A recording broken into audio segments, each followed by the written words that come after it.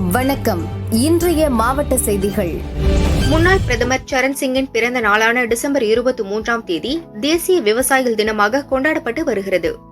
அதனை முன்னிட்டு தூத்துக்குடி கோரப்பள்ளம் எஸ்டிஆர் பள்ளி மாணவர்கள் விவசாயிகளை கௌரவப்படுத்தும் விதமாக விவசாயிகள் உருவத்தில் 160 மாணவ மாணவிகள் 45 வினாடிகள் வரிசையாக நின்று சாதனை படைத்தனர். இந்தியாவில் உள்ள அனைத்து மாநிலங்களிலும் நடைபெறும் விவசாயம் மற்றும் விவசாயத்தை மேம்படுத்தவும் மற்றும் விவசாயிகள் நலன் காக்க விவசாயிகள் உருவத்தில் நின்று கௌரவித்தனர். பள்ளி மாணவ மாணவிகளின் இந்த சாதனையை ஜீனியஸ் புக் ஆஃப் ரெக்கார்ட் என்ற அமைப்பு பதிவு செய்தது. அதற்கான சான்று வழங்கப்படும் என்றும் அறிவித்துள்ளது. தொடர்ந்து போதைப் பொருளுக்கு எதிரான விழிப்புணர்வு ஊர்வலத்திலும் மாணவர்கள் பங்கேற்றனர்.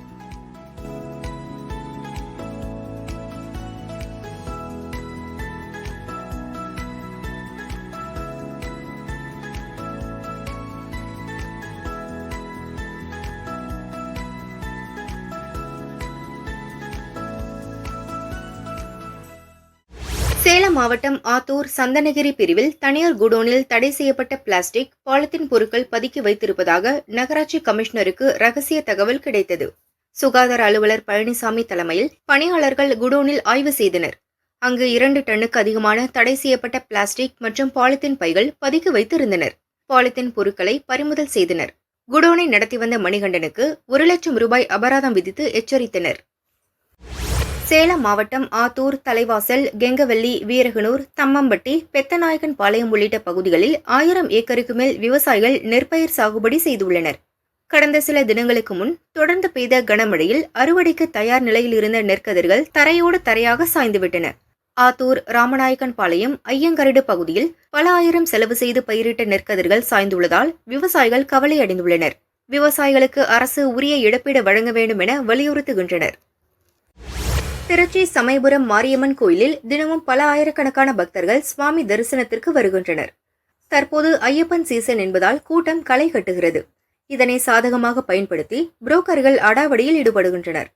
கோயிலுக்கு வரும் பக்தர்களிடம் சாமி பார்க்க தலைக்கு 200 ரூபாய் கொடுங்க, வரிசையில் நிற்க வேண்டாம், நேரா சாமி கிட்டையே அழைத்து செல்கிறோம் என பேரம் பேசி பணம் வசூலில் ஈடுபடுகின்றனர். இதனால் வரிசையில் நிற்கும் பக்தர்கள் பல மணி நேரம் கால் கடுக்க நிற்க வேண்டிய நிலை ஏற்படுகிறது. அடாவடியில் ஈடுபடும் புரோக்கர்களுக்கும் கோயிலில் உள்ள அறநிலைய அதிகாரிகளுக்கும் தொடர்பு இருப்பதாக பக்தர்கள் குற்றம் சாட்டுகின்றனர். மாவட்ட நிர்வாகம் மற்றும் அறநிலைத்துறை உயர் அதிகாரிகள் தலையிட்டு உரிய நடவடிக்கை எடுக்க வேண்டும் என பக்தர்கள் வலியுறுத்துகின்றனர்.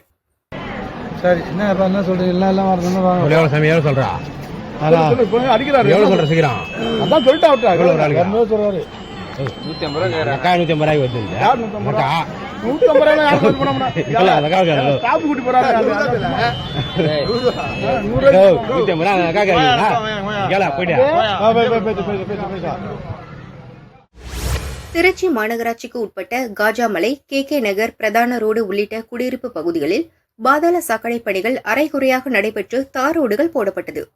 பாதாள சாக்கடை பணிகள் சரிவர முடியாததால் அடைப்பு ஏற்பட்டு கழிவுநீர் ரோட்டில் ஆறாக ஓடி துர்நாற்றம் வீசுகிறது. இதனால் பல்வேறு நோய் தொற்றுக்கு பொதுமக்கள் ஆளாகி வருகின்றனர். இதனை கண்டித்து காஜாமலை வார்டு கவுன்சிலர் விஜய் தலைமையில் பொதுமக்கள் ரோடு மறியல் செய்தனர். அங்கு ஆய்வு செய்ய வந்த மேயர் அன்பழகனை கவுன்சிலர் மற்றும் பொதுமக்கள் முற்றுகையிட்டு சரமாரி கேள்வி எழுப்பினர். மேயர், பொதுமக்கள் மற்றும் திமுக கவுன்சிலர் விஜய் ஆகியோரிடம் பேச்சுவார்த்தை நடத்தினார். 1 மாதத்திற்குள் பணிகளை முடித்து தருவதாக உறுதியளித்ததன் பேரில் போராட்டம் கைவிடப்பட்டது. கோட்டை மாநகராட்சி அசோக் நகரில் அம்ருத் 2 திட்டத்தின் கீழ் ரூபாய் 23.51 கோடி மதிப்பீட்டில் 24 மணி நேரமும் குடிநீர் வழங்கும் திட்டத்தை சட்ட அமைச்சர் ரகுபதி, பிற்படுத்தப்பட்டோர் நல அமைச்சர் மெய்யநாதன், கலெக்டர் அருணா ஆகியோர் தொடங்கி வைத்தனர். எந்த சம்பவமுமே நடக்காம எதுவுமே தடுக்க முடியாது. ஆனா சம்பவம் நடந்த 2 மணி நேரத்துக்குள்ளேயே 2 குற்றவாளிகள் பிடிக்கப்பட்டார்கள். மொத்தம் 4 குற்றவாளிகள் பிடிக்கப்பட்டிருக்கிறார்கள். மீதி பேர் தேடிப்பட்டுக் கொண்டிருக்கிறார்கள். காவல்துறை விரைந்து செயல்பட்டு 4 குற்றவாளிகளை 2 மணி நேரத்துக்குள்ள கொண்டு கைது செய்திருக்கிறார்கள் என்று சொன்னால் காவல்துறையை நீங்கள் பாராட்ட வேண்டுமே தவிர அங்கே சட்டம் ஒழுங்கு சரியில்லை என்று குறை சொல்வது எந்த வகையிலே நியாயமாகும்? யாருமே எதிர்பார்க்க முடியாதுங்க. இப்ப இந்த இடத்துல நீங்க யாராச்சும் ஒருத்தர் அறிவாளர் இன்னொருத்தரை வெட்ட போறீங்க, நாங்க யாரும் நினைக்க முடியுமா? அமைச்சர் முன்னிலையிலேயே அறிவாளர் வெட்டப்பட்டது என்கின்ற சம்பவம் அடுத்த நிமிடம் வரும். அதனால இதை யாரும் எதிர்பார்க்க முடியாது. இந்த கூட்டத்துக்குள்ள என்ன வேணாலும் நடக்கலாம். ஆனால் அது நடந்தவுடன் அதை தடுக்கக்கூடிய சக்தி இருக்கிறதா என்று பார்க்க வேண்டும். தடுக்கக்கூடிய சக்தி இன்றைக்கு திராவிட முன்னேற்ற கழக ஆட்சிக்கு இருக்கிறது. நாங்கள் தடுக்கிறோம்.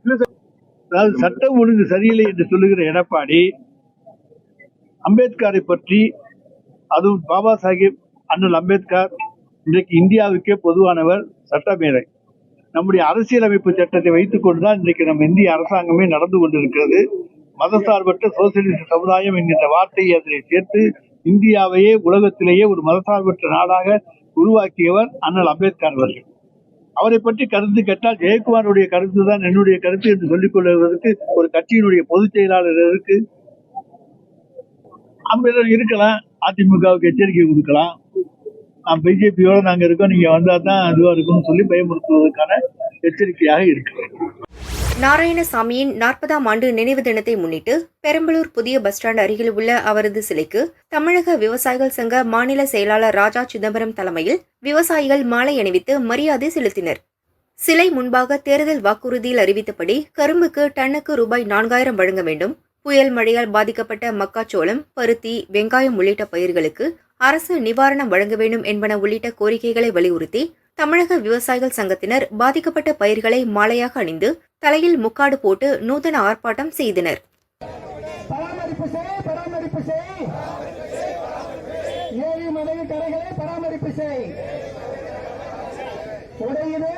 கடுமையான தொடர்மழை, அவங்க நிவாரணம் கொடுக்கறதே தொடர்மழையால் பாதிக்கப்பட்ட நிவாரணங்கிறாங்க. ஆனால் நிவாரணம் கொடுக்கறதெல்லாம் கணக்கு எடுத்துக்கிட்டு இருக்காங்க. விஓ போய் கேட்டோம்னா விவசாயிகளை போட்டா பிடிச்சிட்டு வாங்கங்கிறாங்களாம். வெங்காயத்தை பொறுத்தவரை பெரம்பலூரில் சொல்லலை, ஆலத்தூரில் சொல்கிறாங்களாம் போட்டோ பிடிச்சிட்டு வாங்கன்னு. வெங்காயம் அழிஞ்சு போனதை எப்படி எடுக்க முடியும்? அதை நிவாரணம் கொடுக்க சொல்லுங்கள், விஓ கணக்கெடுக்க சொல்லுங்கள், கொடுக்க சொல்லுங்கன்னு கேட்குறோம். அதோடு மட்டுமல்ல, இன்றைக்கு வறட்சியால் பாதிக்கப்பட்ட, மழையால் தொடர் மழையால் பாதிக்கப்பட்ட மக்காசோளம் மட்டுமல்ல, பருத்தி மட்டுமல்ல, இருக்கக்கூடிய வெங்காயம் மட்டுமல்ல, மரவள்ளி மட்டுமல்ல, சேனைக்கிழங்கு, மஞ்சள், கரும்பு உள்ளிட்ட பயிர்கள் கொடுப்பதாக அரசு அறிவிச்சிருக்காங்க. விஓ போய் கேட்டோம்னா எங்களுக்கு எல்லாத்தையும் குறிக்க சொல்ல. சேனைக்கிழங்கு எல்லா ஊருக்கும் இல்லையா, சித்தலையில் சில ஊர். ஆனால் என்ன சொல்கிறோம்னா கணக்கு எடுத்து கொடுங்கன்னு தான் சொல்கிறோம். நாங்கள் புதுசாக ஆளை பார்த்து கொடுங்கன்னு சொல்லலை, கணக்கு எடுத்து கொடுங்கன்னு சொல்கிறோம். அந்த நிவாரணம் வழங்க நடவடிக்கை எடுக்க வேண்டும். அதோடு மட்டுமல்ல, தடுப்பணை கட்டுறதெல்லாம் என்ன பண்ணால் முதல்ல வாய்க்கால் அகலப்படுத்துங்க, தூரெடுங்க, தடுப்பணை கட்டுங்க. விளாமத்தூர் ஓடையில் அமைச்சர் ராஜா இருந்தார்ல, அவரோட ஊரில் இருந்து தான் வருது மருதையார் தண்ணி. ஆனால் என்ன பண்ணிட்டாங்கன்னா விளாமத்தூர் ஓடையில் செக் டேம் கட்டிருக்காங்க. அந்த ஓடையில் மட்டும்தான் ஒரு பரலாங் தண்ணி நிற்கிது. ஏன் அங்கேருந்து வெட்டலை?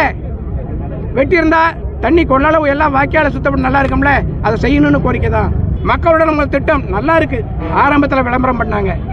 நேற்று அணுக்கூரில் மக்கள் முதல் திட்டங்கிற உங்களை தேடி உங்கள் ஊரில் திட்டம் கலெக்டர்லாம் போயிட்டாங்க.